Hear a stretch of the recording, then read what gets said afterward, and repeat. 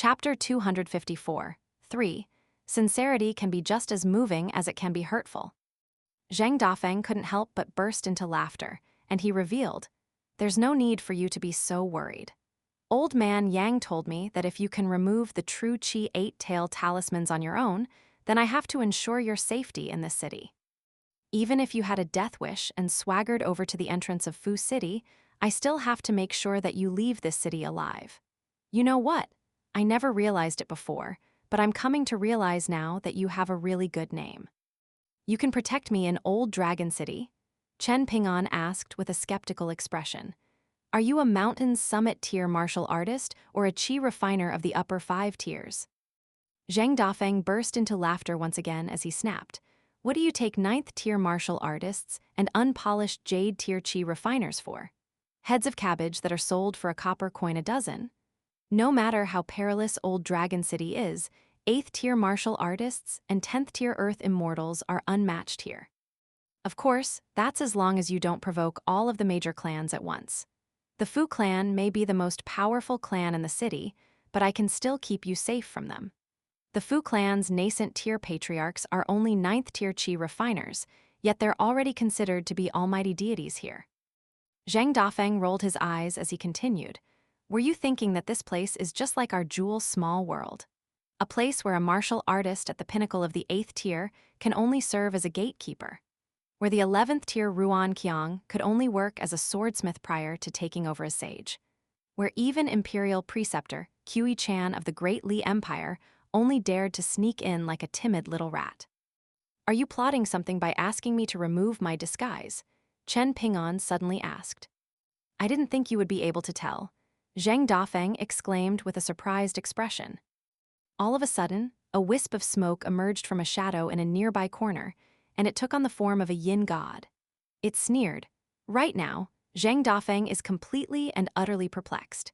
He doesn't understand what Dao mentors and Dao guardians are supposed to do, so he asked the Fan clan to find him a fortune teller at a very steep price, and he was told that he had to pull out the chestnuts from the fire. In other words, he must rescue something or someone from peril. Hence, he wants to place you in harm's way, then swoop in to save you, after which I would escort you out of Old Dragon City. During this time, perhaps he would be able to understand what the roles of Dao Mentor and Dao Guardian entailed, and if he were to fulfill the fortune that had been told, perhaps that would serve as a catalyst for him to ascend to the 9th tier. Chen Ping'an turned back to look at Zhang Dafeng, who remained completely unfazed, even after being exposed, and the former said, "You can owe me the 5 copper coins for now. Even if you want to return them to me, I won't accept them." Zhang Dafeng gave a casual shrug in response. "It's just 5 copper coins. It doesn't really matter to me whether you're going to claim them or not." A cold smile appeared on Chen Ping'an's face as he scoffed. "Zhang Dafeng, do you really think that I don't know Old Man Yang's rules? I intentionally mentioned those 5 copper coins before asking you to find a swordsmanship manual for me, and only after receiving that earnest piece of advice from you did I decide to waive your debt. If I'm not mistaken, Old Man Yang was the one who wanted me to deliver letters back home, and it was also him who told you to owe me money, right? You must be kicking yourself right now, aren't you?" After that, Chen Ping'an stowed his sword nurturing gourd away again, then rose to his feet before setting the empty dish down onto his stool.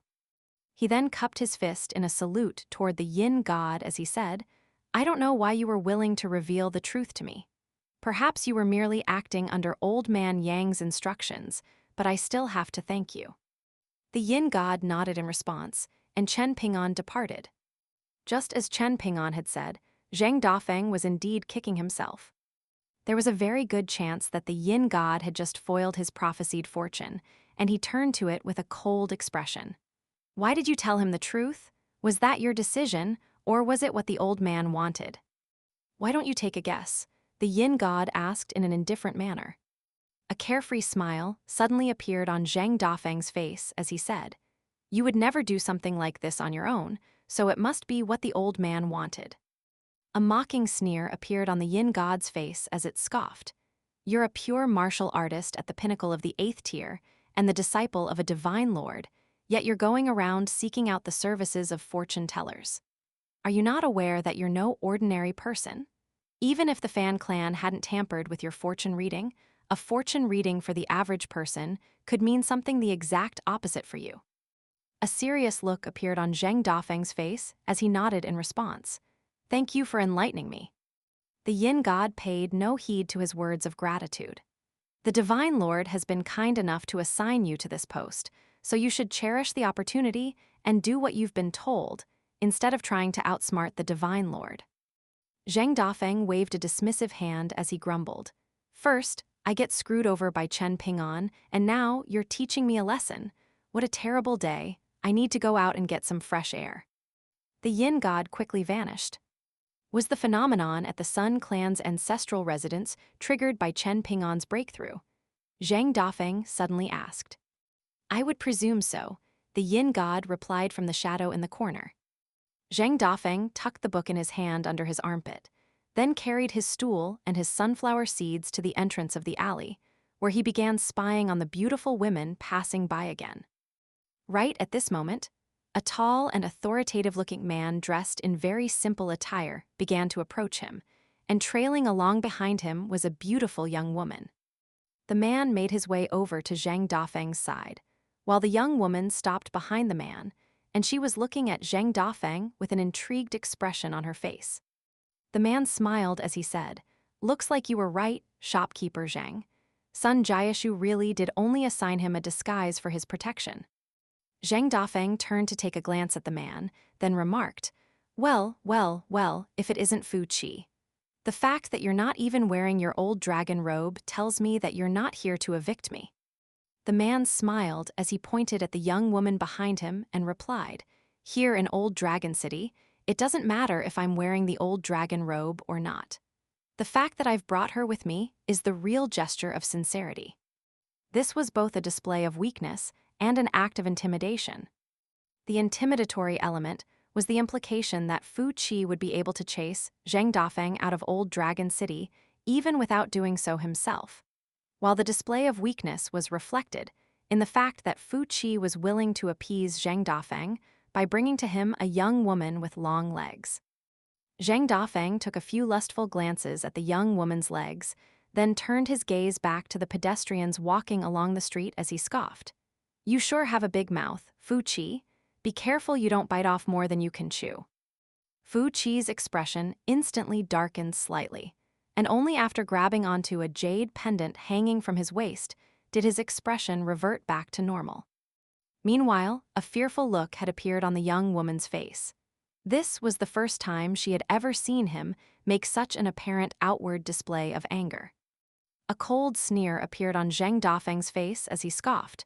We may both be businessmen, but you can't even begin to compare with me. Fu Qi smiled as he said, I can tell that you're not in a good mood right now, so I'll come and visit you some other time. Indeed, Zheng Dafeng's mood was currently as foul could be. 5 copper coins was a trivial sum of money, even for the average mortal, yet these 5 copper coins were weighing down on his heart like 5 mountains. He had been extremely careful and meticulous, finally goading Chen Ping'an into waiving the debt. In reality, from the 3 questions raised by Chen Ping'an and that seemingly errant remark of old man Yang never owes anyone anything, Zheng Dafeng already knew that there was no chance that Chen Ping'an would ask him to repay those 5 copper coins. Despite his young age, the boy was as cunning as a fox. Zheng Dafeng was absolutely furious and began fanning himself vigorously with the book in his hand as he grumbled. No wonder I disliked him from the very beginning. He's so shrewd and cunning at such a young age. He's not like an innocent boy at all. A deflated look then appeared on his face as he sighed. Then again, if he were just an ordinary young boy, then he would have never survived to this day. After that, Zheng Dafeng began to flip through the pages of his book with a frustrated look on his face, and he wasn't able to take in even a single word that he read. As he did so, he murmured to himself, Could it be that thing's right? Have I really outsmarted myself? Right at this moment, Zheng Dafeng landed on a page with a title that read, Chapter of Sincerity. The chapter consisted of a bunch of cliched parables thrown together with a few pieces of pretentious commentary at the end. The way that everything had been thrown together, so haphazardly, was almost blasphemous to the classic parables included in the chapter. In the eyes of someone as intelligent and highly educated as Zhang Dafeng, it was as if someone had tried to put together a beautiful woman out of parts and ended up with an abomination. It had the elegant eyes and brows of one woman, the rosy cheeks of another, the cherry lips of a third. All of the individual parts were quite beautiful to behold on their own, but when thrown together, it was nothing short of a hideous disaster. Zhang Dafeng flipped over one more page in an absent-minded manner. That page contained the final section of the chapter of Sincerity, which consisted of more vague and vapid principles. It said that those who display the utmost sincerity can touch even the coldest and most jaded of hearts. Hence, sincerity is an integral trait for followers of Confucianism. A Taoist sage has also once stated that without sincerity, one cannot truly move others, and that those who truly know themselves are referred to as enlightened, and can display the utmost sincerity. Zhang Dafeng quickly flipped over to the next page, which contained the chapter of filial piety, and he quickly flipped through that chapter as well. Before long, he had flipped through the entire book, and he closed it in a frustrated manner before using it to fan himself again. It was as if all of the sagely teachings in the book were mere gusts of wind blowing past his ears. In the end, a resigned look appeared on his face as he sighed to himself. The old man has already told me that I'll never be able to reach the 9th tier, so what's the point in trying to force the issue? I've already been striving for so many years in futility. No wonder the old man always says that I'm too smart for my own good. How many times have I fought Li Er? Song Changjing was able to make a breakthrough after fighting senior brother Li just once, yet I haven't been able to make any progress even after countless attempts. I've always known that this is something that can't be forced, but I've been hoping against hope for a miracle that's never going to come. So be it. I guess I'll just stay in Old Dragon City and stare at women all day long, stuck at the 8th tier until the day I die.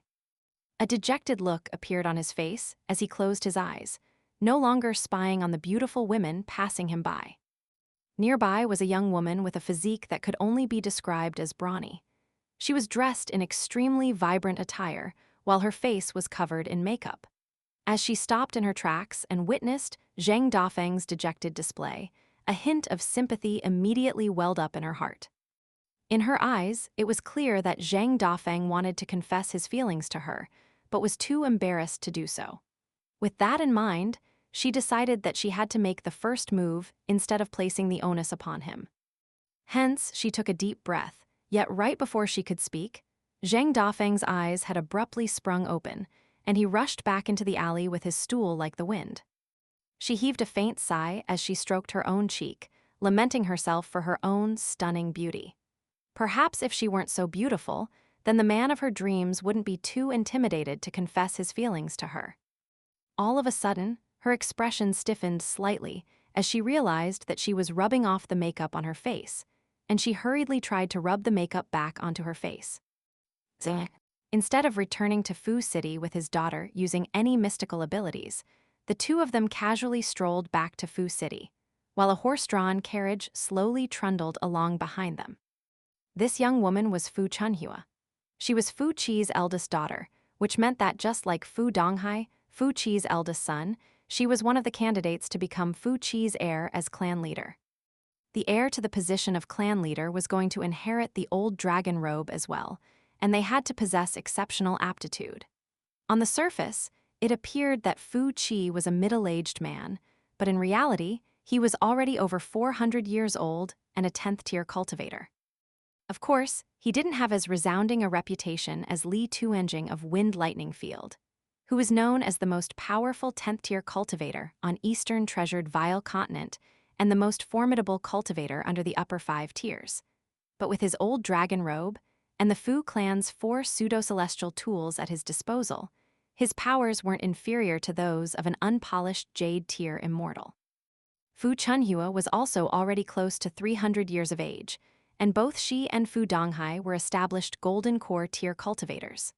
Furthermore, both of them were very adept in battle, with each of them having escorted one of the Fu clan's ships during its journeys to Stalactite Mountain and back for over a century. Both of them were seasoned combatants who had engaged in battles of life and death against deep-sea great demons on more than just a few occasions. Most importantly, all members of the Fu clan who reached the Golden Core tier were granted a pseudo-celestial tool. So it had always been said that the cultivation bases of the Fu clan's top chi refiners had to be regarded as half a tier above their actual cultivation bases. After much hesitation, Fu Chunhua finally mustered up some courage before asking, "Father, why did you take me to see that man instead of Nanhua? Didn't I already tell you that I brought you with me as a show of our Fu clan's sincerity? The intelligence that we gathered on shopkeeper Zhang clearly stated that he likes beautiful women with long legs." Fu Chi replied with a smile. Fu Chunhua was completely unconvinced. Even though she was the one of the candidates to become Fu Chi's heir, she knew full well, just as Fu Donghai and Fu Nanhua did, that the connections that they had painstakingly established were nowhere near enough for them to get a peek into what things were truly like at the very pinnacle of Eastern treasured vile continent. Furthermore, while there were certainly many benefits to having Fu Chi for a father, there were also plenty of restrictions, and they were often very fearful of crossing certain lines in case doing so earned their father's disapproval. In the Fu clan, it seemed like everyone had a high degree of freedom, but those who had no hopes of ever taking over as clan leader had already been banished out of the core circle of decision-makers. In contrast, for those who were in this core circle, the rules that they had to abide by were no less stringent than those in major empires. Over the past century, Fu Donghai had been responsible for managing relations with complete Reed continent to the north, while Fu Chunhua had been tasked with managing relations with the continent to the southeast. Previously, Fu Nanhua had just been an unremarkable sibling of theirs, but in a surprise twist, he had been selected to travel to Jewel's small world.